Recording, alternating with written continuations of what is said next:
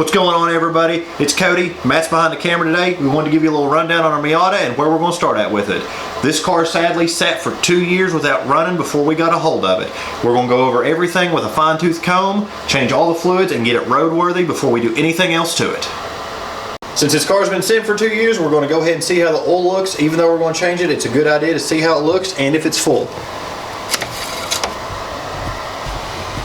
Yeah, it does. It looks good, but I still don't trust it.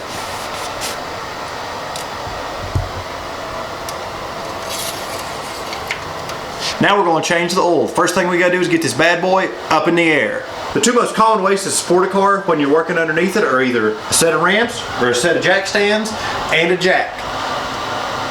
We're going to go with a set of ramps because it's easier and we have a set, but always make sure you support your car with something besides a jack, because if you're underneath a car and a jack gives out and falls, you're going to have a bad time. Get the car up in the air, we're going to pull the drain plug, get the oil out, and go from there.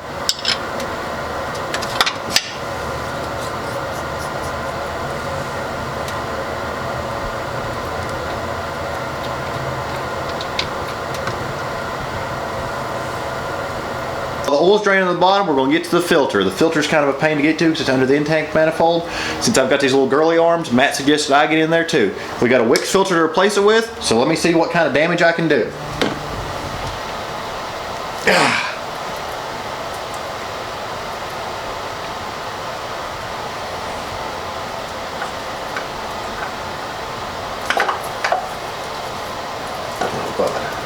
Oh God.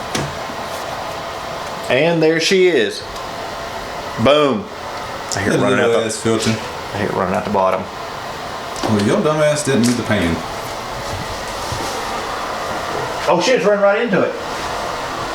Whoop, whoop. One thing that is very important when you get your oil filter off is you've got to make sure you get the O-ring off. If you leave that on the block, it's going to not let the new filter seal and it'll create a leak and you'll dump all your oil on the floor or going down the highway. When you get ready to put your new filter on, you always want to make sure you get a little bit of oil, put on this O-ring, and rub a little bit around here too. That way you don't have a dry mating surface when it goes on the block.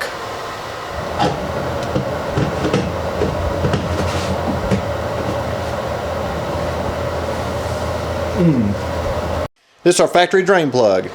We bought a TC Sportline magnetic drain plug to replace it with. This is a little bit overboard, but this will help in case anything that's metallic gets in the motor that the filter doesn't pick up. It'll catch it on this drain plug and we just pull it out next time we change the oil. Boom. Now that most of the oil's out and it's down to a steady drip, we're going to reinstall our drain plug.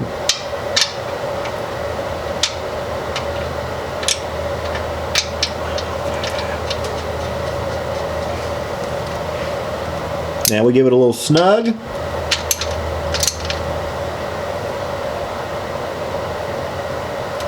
And boom, we're good. Now, as many of you know, when we bought this car, it sat for 2 years without running or moving. So that means there's going to be a lot of stuff in this engine that's not properly lubricated, or it's going to have sediment on it, or other various things you don't want flying around your motor. A lot of people would run a motor flush, but I personally do not like a motor flush. I have seen people motor flush their car and it start leaking afterwards. So instead of doing that, we're going to replace 1 quart of oil with 1 quart of Marvel Mystery Oil. This stuff is really good. It gets into places oil can't get into, places like lifters, camshafts, other places in bearings. It's really good stuff. I highly recommend it.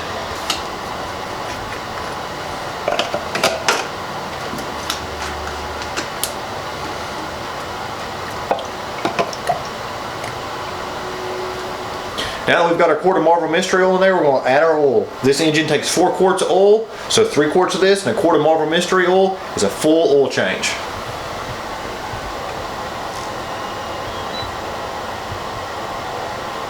Now we got all the oil in, we're going to throw the oil cap back on, fire this bad boy up, check underneath and make sure we don't have any leaks before we take it off the jack stands. Now that we've got our oil changed, we're going to check the rest of our fluids and top them off with fresh fluids straight out of a brand new bottle.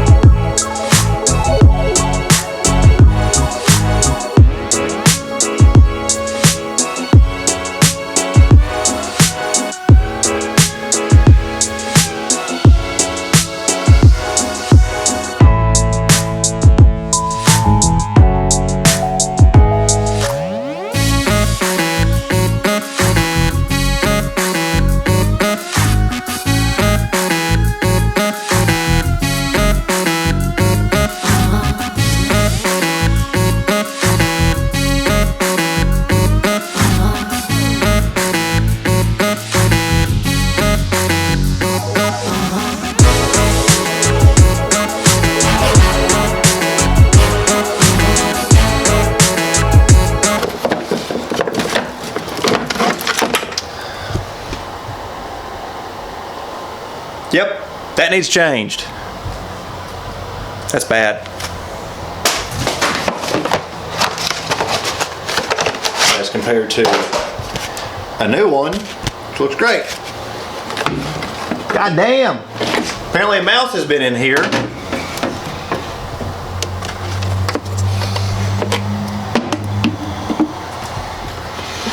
So,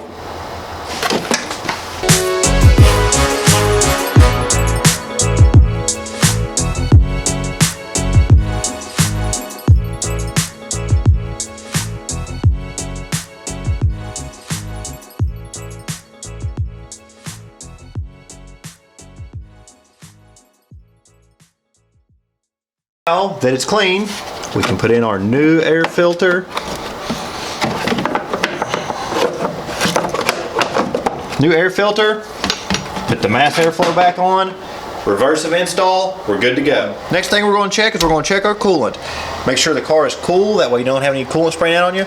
Pop your radiator cap, take your radiator tester like so, give it a squeeze, pull some up in there. Oh man, look how nasty this is. See right here, it tells you how many balls are floating. 1, 2, 3. 3 balls equals, this antifreeze is good to negative 10 degrees, even though it's pretty nasty.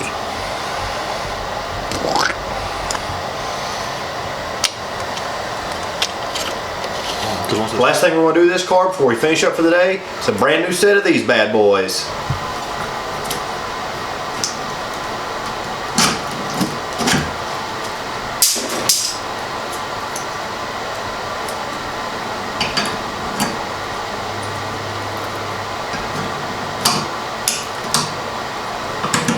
Guess what? It doesn't fucking fit. Hold on.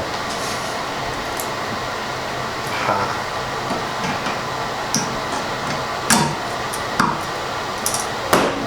Now that we've got everything done, we're going to fire it up and see how she sounds. Oh yeah! Listen to that baby purr. Sounds just like the day it came off the assembly line.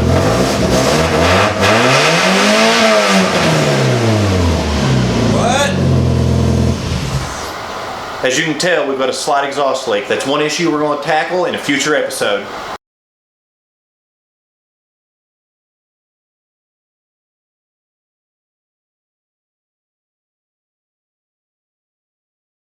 Give her a little snug. It's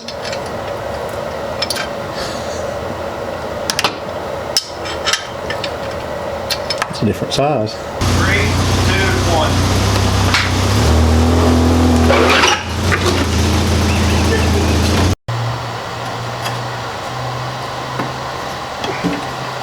Try it again. Shit.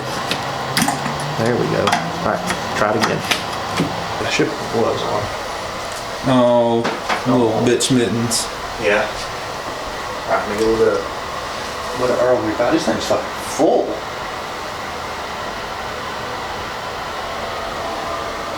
Let me let this drain and then we'll talk about the, make sure the gasket comes with it. Still recording. I fucking hate you. God damn, dude. Fuck. Don't be a bitch.